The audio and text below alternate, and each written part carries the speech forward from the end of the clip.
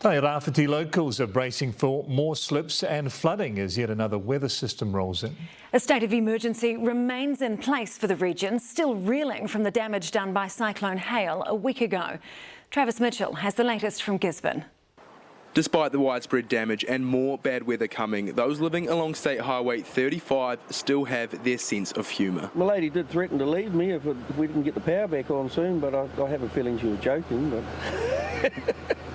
it's been a bit rough. And the rough times seem to be getting more frequent on the coast. Weather patterns are changing a lot, so we're expecting to get more of this sort of thing each year, really.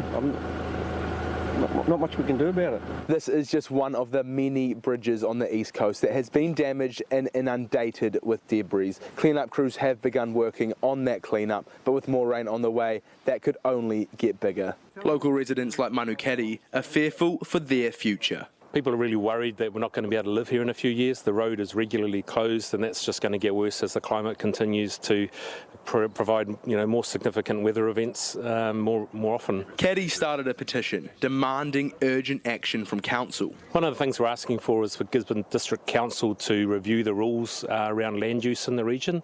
They were written in the 90s and haven't been updated since, so we think it's well overdue, particularly given the situation that we find ourselves in now. But Gisborne District Councillor Rob Telfer thinks time is needed to make the right decision. This is early, everyone's a bit emotional about this thing, so I think we just need to take a breath and have a really good look at it, because what decisions we make now affect us in 25 years' time. But Caddy says there's no time to waste. We'll be going to council next Thursday to present the petition, and maybe we'll have well over 5,000 signatures by then, and it will be difficult for them to ignore. And another deluge tonight may well make it impossible. Well, Travis joins us now. Kia ora, Travis. Has the rain set in yet?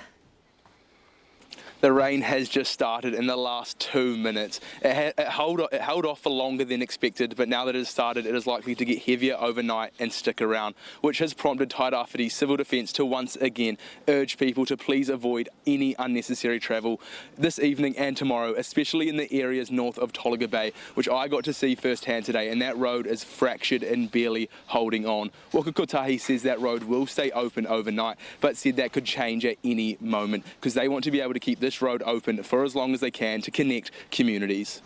Travis, thank you, and stay dry. Well, Heather is here now with more on the weather warnings that are in place. So how much rain is expected to fall? Well, they're expecting around 90 millimetres tonight to fall in the ranges over the entire warning period, which isn't a huge amount on its own.